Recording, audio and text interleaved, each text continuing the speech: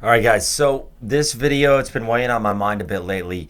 And one of the main things I've been thinking about is that training should not be about being entertaining or being fun or impressing people on Instagram or anything like that. Training should be about results.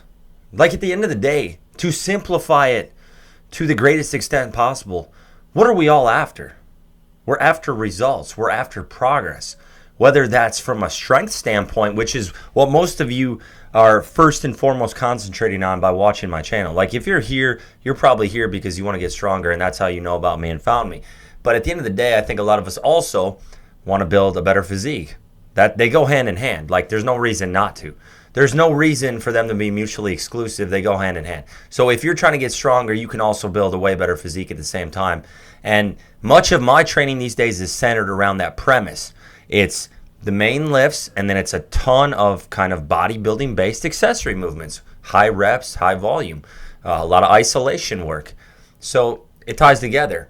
But that's why you're here. You're after one of those two things or both of those. You're after getting increased strength or adding muscle size, carving out your muscles, making yourself look better.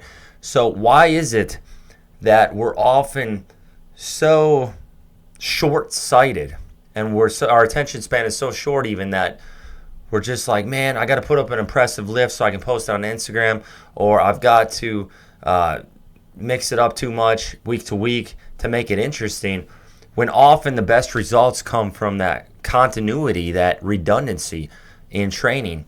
And it's something I struggle with as a coach because having coached many guys, hundreds of lifters over the last decade, and coaching guys now, I want to mix it up and make it exciting and give them something to look forward to, give my guys something to look forward to. But at the same time, I have to weigh out what is going to achieve the best results. And often the best results are achieved with a very boring approach, a very redundant approach.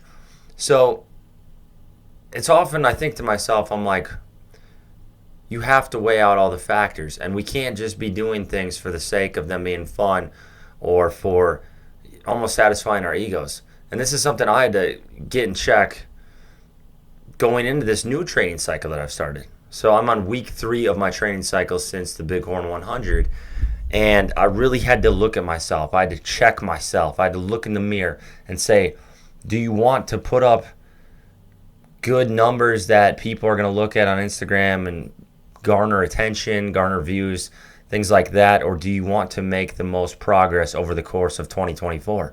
Like, do you want to be further along come December 2024? Or do you want to put up things week to week that people are going to be impressed by? And I had to make a cut and dry, clear idea of like which direction I wanted to go. So, I posted up that 502-pound deadlift as my starting max for the training cycle, and it got like 1,600 likes on Instagram, right? People love seeing singles. They love seeing that stuff. That's what you guys all see. That's what all you guys see. That's all you look at. I put up sets of 10 with 275, and it got like 250 likes. So it's like prime example. It's like no one's freaking impressed by the 275-pound sets of 10, or yesterday the 397-pound sets of 4. Doesn't matter how well they move. Like everybody, there's a lot of people out there who can do that same weight, and they're like, this is nothing.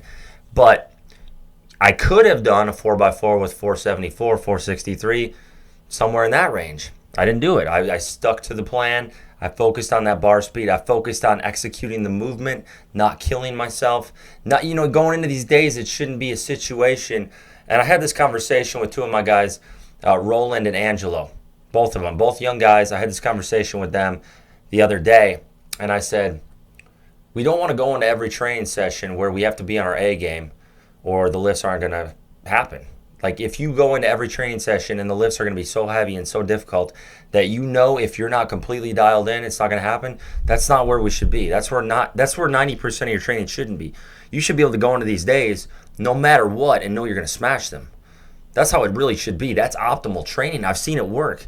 I've seen the best results work when most of the sets are easy work. When there's a lot more weight you could throw on the bar, there's a lot more reps you could execute, that sort of thing. So I've tried to get into this mindset myself. I'm like, I could have done sets of 10 with 385, 395, 405. I could have done sets of 4 with 463, 474. But I didn't. I stuck to the plan because I know it's going to pay off in the end.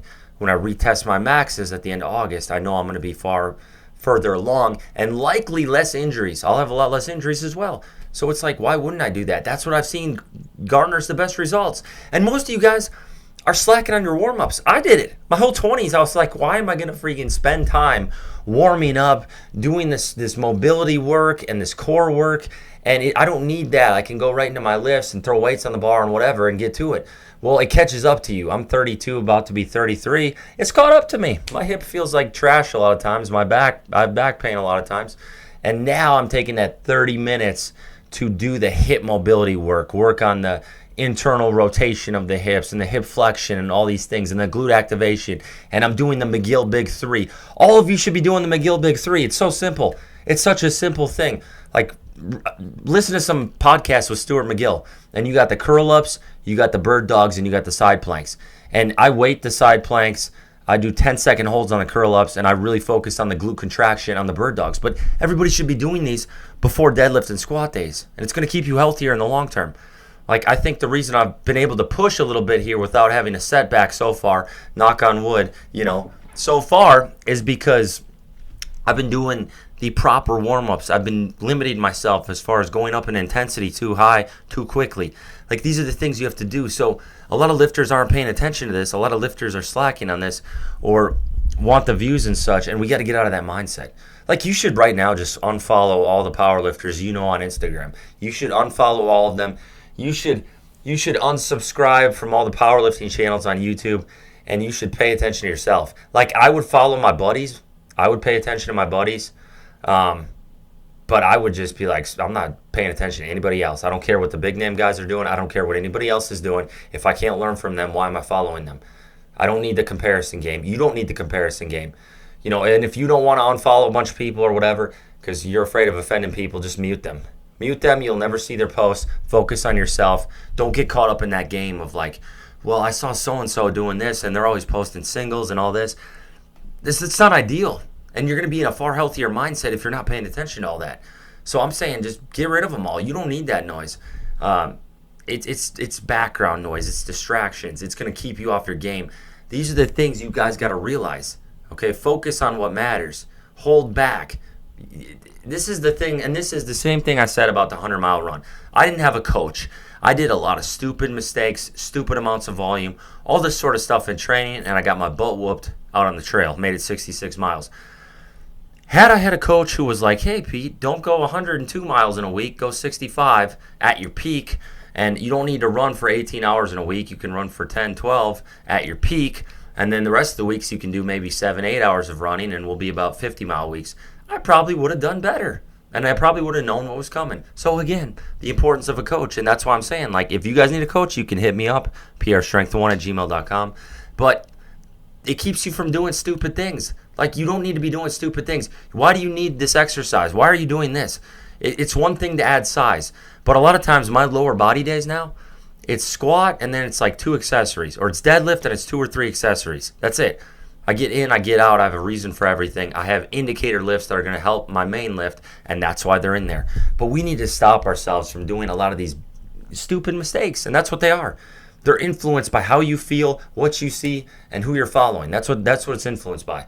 So I just want to get this message across. If you guys got something out of this, like the video, give it a thumbs up, and God bless. I'll keep it coming. I want to talk about heart health. I want to talk about a lot of things I've learned because there have been many things that have cropped up that I have learned.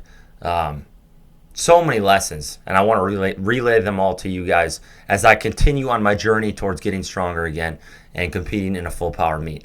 Thank you guys. I'm out.